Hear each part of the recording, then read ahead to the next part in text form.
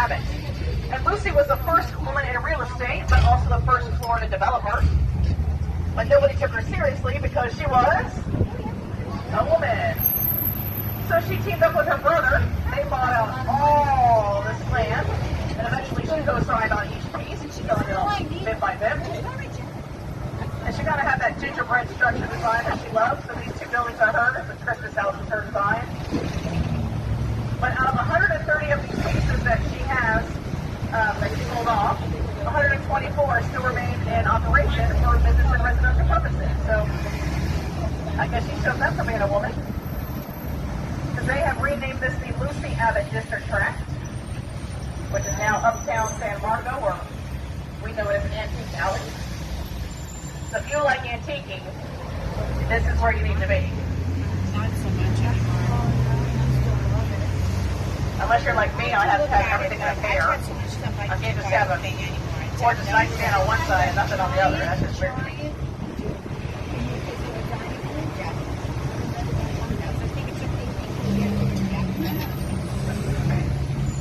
Woo, suck it in, suck it in. If you look to your right, you're going to see a massive cross. This stands at 208 feet tall, weighing in at 70 tons of pure steel. And that marks when Pedro Menendez landed back in September 8, 1565. And he was sent down by the King of Spain to accomplish those three things: to get rid of the French, to colonize a Spanish settlement, and to convert everybody to be Catholic. And on that voyage was also Father Francisco Lopez. So Father Lopez gave them their first Catholic Mass when they landed here. We also had our first Thanksgiving here. So we are actually 42 years older than Jamestown, 55 years older than Plymouth Rock, making us the oldest continuous European settlement in the U.S. And this is now our national shrine, our first Marian shrine, Lady of La Leche, for the Mission Nombre de Dios, in the name of God. Amen. And over that bridge there, you'll see Father Lopez with open arms. Very peaceful out there. He was doing same little prayers of that. But the city had to keep that cross at 208 feet tall. Because if it were 1 or 2 feet taller, they'd have to put a red light on top of it, which they did not want. And that would signal the airplanes coming in, but they thought it would make it look like a red light district. Sorry. We're almost done, kids. Stick with me. Stop number 20. Thanks, Karen. What is the building? It's a cemetery, I guess. It's a building out there. The Jesus bell is on. Here we go. Nobody on, nobody on. So if you look to your right there, that's the Lady of La Leche shrine right there, the Lady of the Milk. So ladies go to pray for a healthy pregnancy, or they pray to get pregnant. And I'm praying I get out of here real quick.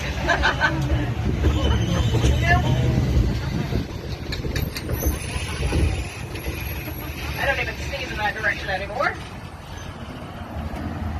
I used to think it was a compliment when my mother said, "I hope you have 10 kids just like you."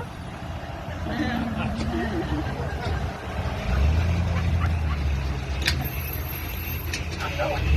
Thank you. Thank you, Jai.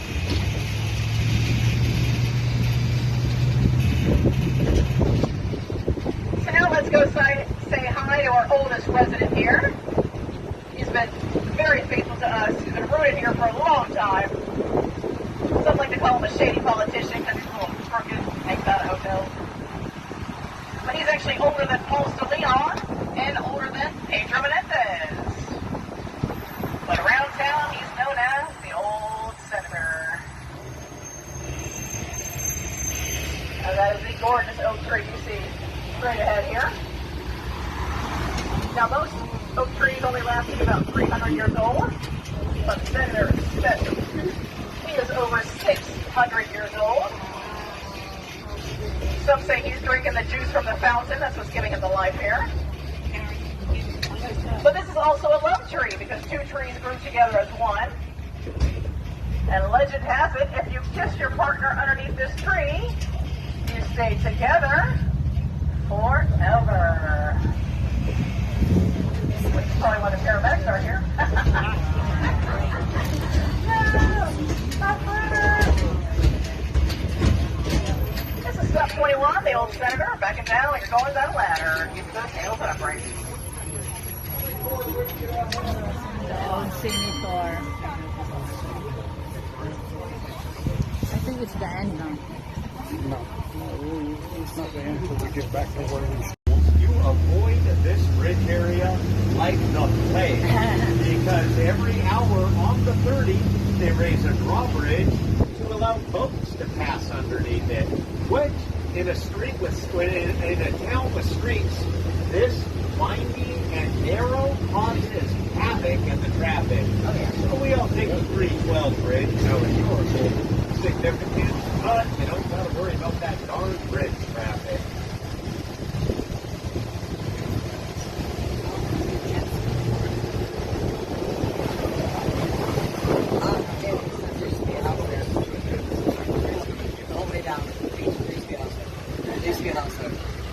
Yeah, well,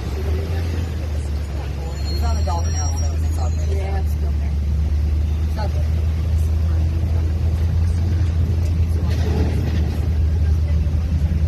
Oh, they're so cool. Last summer there was a whale shark right in there.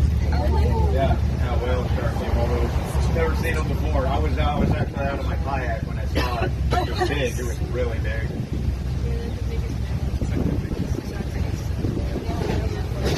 Occasionally you'll see reef sharks and bull sharks in there. Not normally whale sharks. no, that's You guys have those in South Carolina, I imagine. Water's warm enough, yeah. I don't know.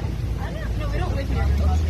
Well, we got a drive 4 hours. I know. Here we are at stop number 17, the Castillo de San Marcos. This is one of the two must-do stops. It is the oldest standing structure in North America, completed in 1698. It's made entirely out of coquina, which is such a good building material that sometimes enemy ships would sneak into our harbor, fire cannons on the walls of the Castillo. Those cannonballs would get stuck in the coquina. That was the Florida East Coast Railroad system owned by Henry Flagler. Today is now the San Sebastian Winery. Now they do free tours and tasting. I mean generous tasting. You'll be wobbling out. That's because they have 14 types of wine. 9 of them being from the Muscadine grapes grown locally here in Claremont, Florida, just north of Orlando.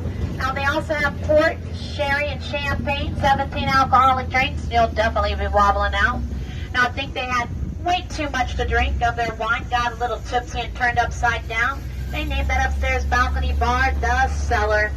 Now folks, I don't mind coming back and being your designated driver, but I do have one request upon my return. No whining aboard. They can't be here all day. Now this is stop for Whetstone Chocolate Factory as well as San Sebastian Winery. Do exit to your right, backing down, ladder style, using uprights and handholds. Watch your step. Slide over, I think. Thank you, folks. Y'all have a good afternoon. Now we know who the winos and chocoholics are. There'll be a designated driver every 15 to 20 minutes. Have a good afternoon.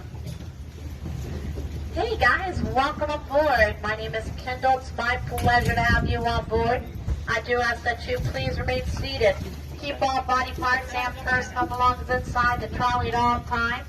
Conversations to a whisper and a minimum. No smoking, vaping, or consumption of alcohol beverages permitted on board.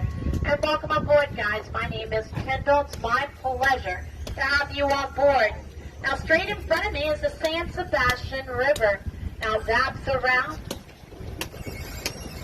Here to the left, straight in front, you'll see the blue building. That is one of our mini marinas. Around, you're going to see shrimping boats, fishing boats up right the back of the distillery. To your left, the winery. And straight in front of us is not other than the St. Augustine Police Department. How convenient. Now that property is where Henry built this 3-story hospital called the East Coast Memorial Hospital. He brought in the best doctors from all around. And if you work for Henry, you receive free medical. And for 50 cents a month, his your family was covered. Now coming up ahead to your left, you'll see the three identical buildings called the Triplets. It was built by the DuPont family when they took over the Florida East Coast Railroad system. Now you can still see their signage in between the corridors on the inside and outside. It is owned by Flagler College, and today they are dormitories.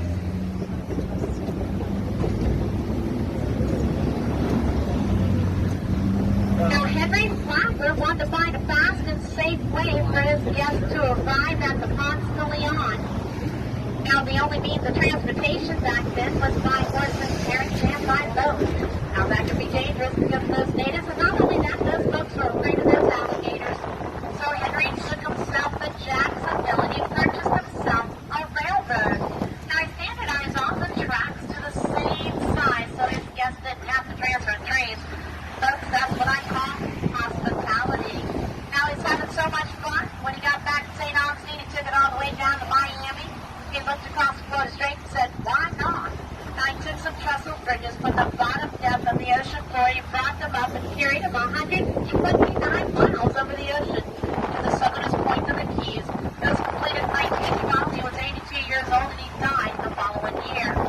Now, over to your left is the second plantation, the Barclay plantation, owned by Dr. Anderson and his wife Clarissa. He died suddenly.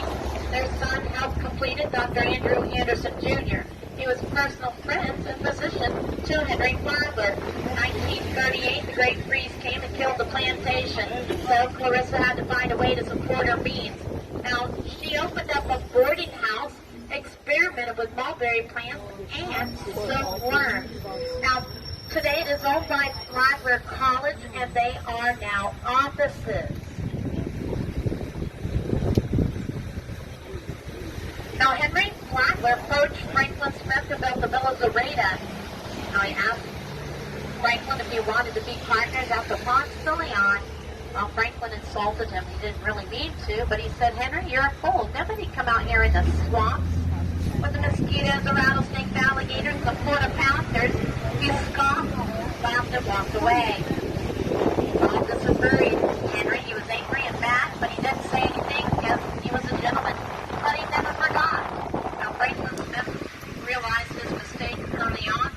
Henry is doing very well at the Ponce de Leon, even better with the Hotel Alcazar, because it was booked 2 seasons in advance because of all the amenities. So Franklin decided to give a friendly competition, built the Casa Monica Hotel straight in front of us. Grand opening day only had 3 bookings, which was not very good at all. That's because the furniture didn't send him all his furniture. He inquired with the furniture company. They said they did send it. He should have received it all. Well, they found it all the way up in New York. They couldn't figure out how it got way up there. So Franklin waited and waited until the end of the season. He was going for broke and had to sell it for pennies on the dollar. Can you guess the who? Henry Flagler. Now, Henry renamed it to the Cordova Hotel. Can you imagine having 1, 2, 3 grand hotels on one city block? Guys, that's what I call a monopoly. Now, said 2 weeks after Henry had bought this hotel, guess what showed up on the railroad? All that